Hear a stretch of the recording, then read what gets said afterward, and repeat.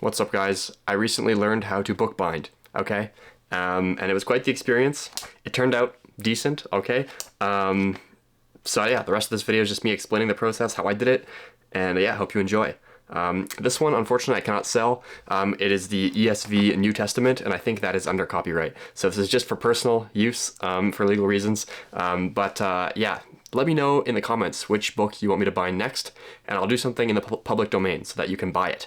I'm not sure how much I'll charge yet, but yeah, I think in terms of materials, I'm probably, I don't know, $6 of materials, $7 of materials, and about 4 hours of time.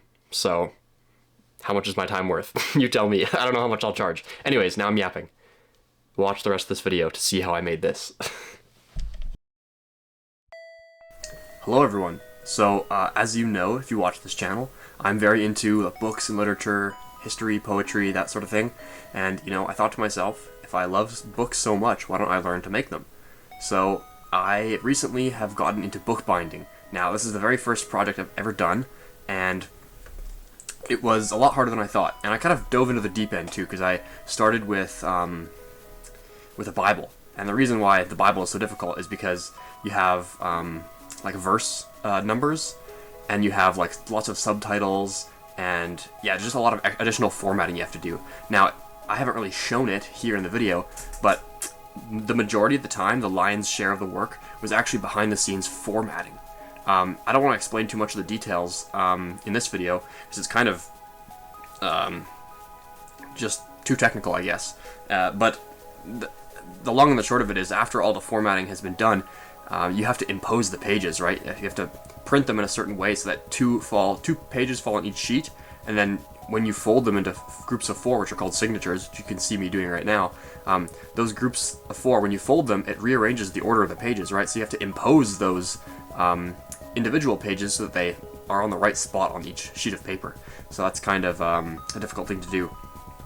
Now you can see me here counting each group of pages into 4, which is called a signature, and then I'm taking the that plastic bone folder. I think it's supposed to be made of bone, but of course I'm too cheap to buy a real bone folder, so it's just made of plastic. But I'm using that kind of hard edge of the bone folder to really crease the pages properly, and being careful to put the appropriate page next to the right one, so that when you actually stitch it together, the pages are in the right order. So yeah, I've sped up the rest of the footage here because it's just more of the same, more folding. Now, the next step, once you've folded all the pages, now you get what's called a text block. So you can see that I have all the pages there, ready to go, and I'm going to use an awl, A-W-L, awl, to poke a bunch of holes. So I'm pre-poking the holes for the thread, which is going to stitch and hold the book together. So, I guess I didn't really mention, this is the New Testament. It's not the whole Bible, it's just the New Testament. It would be too thick for a first project. So you can see I've stuck the little paper guide in there so that all the holes line up or in the right spot. Yeah, and then I don't think I recorded all the pages. That would be too tedious. I think I just recorded me doing a few of them. Now this awl that I have, it doesn't poke holes very well. It's kind of crappy, so I have to go back over them 2 or 3 times to make them sufficiently large. But I tried showing the camera there. I don't know if you could really see it, but then I give it another bone fold in order to flatten the edge again, because it kind of opens up when you're awling it. But yeah, I'm not really a big crafter. I don't really do a lot of arts and crafts, so a lot of these like skills of handling like physical media, like paper and thread and stamps and ink and stuff, I'm not really super familiar with. So definitely a learning experience for me. You can kind of see in the background there, I've got a YouTube video going. I'm listening to some lecture, some literature lecture. I think it's is it Yale or Harvard or something? They have a bunch of courses online for free, so I think I listened through the majority of that one. All right, so here is where the real work happens. This is so you can see I've got the text block there, and then it has all of the awled holes. It's ready to go. And I think I forgot to start recording, so I've already got the very first signature stitched and ready to go. And the pattern that I'm doing, I'll put an image on the screen of the final product. The pattern I'm doing is called a French link stitch. And it looks kind of cool because it kind of, links back to previous threads to hold the text block together. So it has definitely a cool look to it. Some of the challenges of this stage is that when you poke the needle through into the middle of the book, sometimes you miss and it goes in between the pages, in the wrong spot, which is pretty annoying. Also, if you don't want to be tying knots every 5 minutes, you have to start with a pretty large length of thread, which can be pretty unwieldy when you're trying to pull it through. I don't know if you'll see it in this video, but there's a few times where it gets all bunched up and I have to go back and pull it back and then pull it through again, and it's all knotted. It's really annoying. But overall, I was actually pretty satisfied with my needlework. I've never really done any embroidery or anything really like this, so it's pretty satisfying because it goes pretty quick, the sewing. Some of the gluing and stuff later I'm not as good at, so it's annoying, but yeah, the needlework is pretty, what would you call it, not cathartic, but kind of relaxing and meditative, I suppose. It's not too rage-inducing. Yeah, I don't know. Maybe I'll just shut up for a few minutes while I finish the threading here. Try to think of something else to say.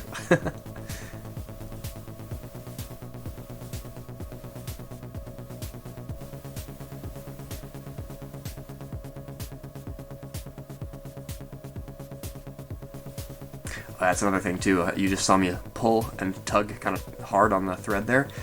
One thing that's a challenge is keeping the thread tight. And there you can see I'm trying to use a clip to hold the text block together, so that when I pull the thread tight, all of the pages align with each other. They're not really off kilter or offset. So the big clip didn't fit yet, so I had to get a smaller one. But yeah, that binder clip really helps. So I don't have to hold too tightly. I can use both hands to thread the needle.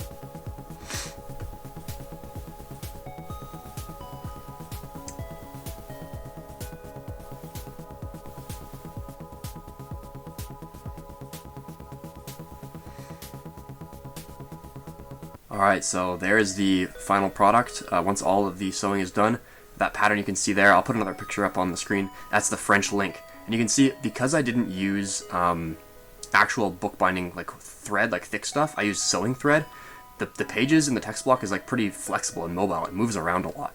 So you definitely have to glue the spine well in order for it not to flop. Next up here on this clip, I have invested into this giant paper guillotine. It is possible to do it without a guillotine if you don't trim the text block, or if you just use an X-Acto knife, but it always comes out kind of crappy. But this thing, I don't know, it works so well. I was pleasantly surprised. You put it into this thing, and it makes the cleanest cuts. It's super professional looking. So yeah, I think it was $250 or something like that on Amazon. I'm really happy with it. The blade cuts super clean. It holds the paper. You can see that there's a clamp there, so that as you pull down on the blade, it doesn't shift around, so it holds it in place. And yeah, it just works really well. So I think I trimmed, obviously you can't trim all 4 edges because it's sewn on one edge, but yeah, I think I trimmed all 3 edges otherwise. And yeah, I didn't really measure it, honestly. I just kind of did it by eye. I kind of guesstimated, but yeah, it turned out well. I think in general, you want the bottom margin to be larger than the top margin. I don't know why. If you do it the other way around, it just looks weird. And then I think I'll throw an image up on the screen. It made a bunch of really satisfying little I don't even know what you call it, just little strips of paper. It's just kind of fun to feel and play around with. But yeah, all in the recycling.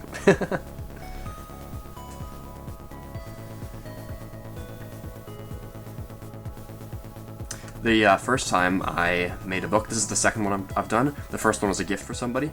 And I made a mistake, and I glued the spine and then trimmed the text block. And obviously when you're cutting the bottom and the top edge, the clamp in the guillotine compresses the spine, and it kind of broke apart some of the glue, and the spine, the cover, separated from the spine a little bit, so there's a bit of a bow. I don't know if I have an image of that, but yeah. Kind of, I made some more mistakes on this one too. This one actually didn't turn out super well, but hey, I'd still practice. So now on this clip, you can see that I am preparing to glue the spine. In the background there's that like wooden book press. I got it off Amazon. Do not buy that. It's such a waste of money. It's terrible. I mean, it gets the job done kind of, but it's so bad. Anyways, the purpose of it is just to hold the signatures in place so that I can glue the spine while it's like aligned properly and it doesn't shift around while I'm trying to glue it. But yeah, there's definitely better presses out there if you have the money. This was kind of a waste. I think it was like 25 bucks. Yeah. So what I've done is I'm cutting up some bookbinding mull, M-U-L-L mull, and that is going to add structural integrity to the spine. It's kind of like a stiff cheesecloth almost with more holes. I don't really know how to describe it. But yeah, that is going to be glued on, and I've just got like bookbinding glue on Amazon. I don't know if this is the right stuff to use, but I lathered it on there. I put so much. I don't know if that's the appropriate amount to use, but yeah, I really worked it in there. But yeah, maybe next time I'll make a book with like actual bookbinding, like waxed thread, and not use the super thin sewing thread. Because yeah, like the spine is just like so flexible with the sewing thread that it requires a lot of glue. So yeah, maybe it's just like a different strategy for next time. We'll see. I don't know. So I put the mull on and then more glue. And I'm just using like a paintbrush to like work it into the mull. And then I'm finishing it up here, you'll see in a moment, with some tissue paper. I've seen some other YouTube channels that do bookbinding using like tissue paper to finish the spine. I actually don't know why you do that. It doesn't make sense to me. Maybe it helps the cover to adhere better? I actually don't know. But I had a really tough time keeping it straight. You can see that it's like flopping all over the place and I can't get it to stick. So I ended up having just to use my finger in the end to like kind of pat it on. But yeah, I got it on there eventually and then just let it dry. So now I'm going to do something called burnishing the edges, where I apply a layer of acrylic ink to the top. Now, what I'm doing first, you can't see it, it's just some shoddy camera work, I'm sorry. Next time I do a bookbinding video, I'll make it better camera angle, I promise. But I've rubbed in some talc powder to the pages, and I ended up not rubbing it in properly, I did a bad job, and so all the pages stuck together. But the purpose of the talc paper is to prevent the pages from sticking together. And I think the talc, I did said paper, I meant talc powder, I think it's just literally cornstarch. But yeah, it's supposed to prevent the pages from sticking. I didn't do it properly, and I had to like leaf through the book page by page in order to to separate all the pages again. But and then I obviously got some bleed into there because I should have put it in the press while I did this. So I should have done this before I glued the spine. I should have put it into that like crappy wooden press and then done it so there's no bleed. But again, yeah, second time, made some mistakes. That's all right. Yeah, so the reason you burnish the top edges is somehow the acrylic ink prevents dust from accumulating. Not really sure how that happens, but yeah. If dust accumulates, it pulls moisture in and can like help to speed up the process of like rotting the book. So in order to prevent it from doing that, you want to prevent dust from accumulating. So that's what the purpose of that ink is. Okay, next up for the cover, I'm using this watercolor paper, which is actually made of cotton, not wood pulp. So it's not really like paper in that sense, but it's really attached onto this stack, really weird. I've never seen it like that before, so I'm using this knife, not even to cut it off, but to like pry it off of the block. Yeah, so it's a cotton water, really thick watercolor paper. So I've pulled it off, and now I'm going to measure the book, and I'm just going to fold the cover to match. Now I couldn't get it to fit properly, so I must have done some of the measuring like slightly off. I don't know. I gotta figure that out. So I just measured it here, and then this ruler doesn't have any cork underlay, it's just literally just metal, so it sits flush. So I work the bone folder up underneath it, and I just use that to like make a perfect fold. And then here I'm measuring the book again, and I'm gonna do the second fold. Now what I should have done, I didn't do this, is I should have done 2 more additional folds, like half a centimeter off of the spine in the opposite direction to help the cover open when you open the book, to kind of reduce stiffness. And I did it on the first book I did, and then I forgot to do it on this one, so that was another mistake I made. But on the next one I'll be sure not to make that mistake again. But yeah, so I should have done 2 more folds there, but here you go, I'm checking to see the fit. It looks alright, and then so I'm going to start applying glue here in a moment to the inside of the cover, and I forgot the glue. I have to go back to my my box of stuff and get it. So putting it in there again, just like layering so much of it on there. Don't want it to fall apart. And this glue is pungent. Okay, you squirt it onto anything and it just smells like solvent, or like, I don't know, like nail polish, kind of like really bad. So there, I put it in. Didn't fit right, so I gotta adjust it. There we go. And then I think in order to hold it in there, I put it back into that crappy wooden press. I guess once you've glued the spine, you can't really fully press the book after that. You kind of have to leave the spine unpressed while you press the rest of the book. So you kind of like I don't know how to do it. Or I know how to do it. I don't know how to explain it. You let's say you're like putting the book on a table with some bricks. You'd like overhang the spine over the edge of the table, and then put the bricks on the body of the book to prevent any pressure on the spine. So you can see I'm kind of replicating that with the crappy wood press here. Okay, next up, it's been in the press overnight. The spine is stiff, glue has hardened and dried. So now I'm going to trim the cover to fit the book. Again, I don't know if it's my X-Acto knife or my technique. It just didn't end up looking great. I think one of the signatures also is like off, so it doesn't like line up properly. I don't know. This this book was a labor of love, and it didn't turn out as good as the first one. But yeah, I'm hoping with a few more attempts it'll turn out better. But yeah, just trimming the cover here to fit. And I don't know if I have much more to say about that. This is probably my least favorite part of the whole process. Because as you near the end of the product, or the end of the process rather, everything you do is just higher and higher stakes, because you've sunk more and more effort into it. So like the very last thing you do, which is like stamping the cover, it's like you really don't want to mess that up, because you've spent like, I don't know, I think in total I spent like 3 hours 15 minutes or something like that on the whole book. That's not including the typesetting and printing. The typesetting and printing, I think for the Bible or the New Testament, it took me probably close to 30 hours. It was insane. Here I found some old letter stamps from my mom when she used to make cards in the basement. They're like falling apart, but I think I have almost all the letters of the alphabet, and so I'm just kind of spelling out the New Testament using these letters. But, and I think you'll see this in a minute, very unfortunately, the letter M is opposite. So like, there's like ink on the wood to show you what it's going to look like when you stamp it, and everything is glued on the right way, but the M is upside down. So look there, I just made the mistake, and you'll see I just printed it on top again, so it looks kind of weird. It's not even a letter. You'll see in a moment. But yeah, I think I show it here. The M is upside down, so I accidentally put it as a W.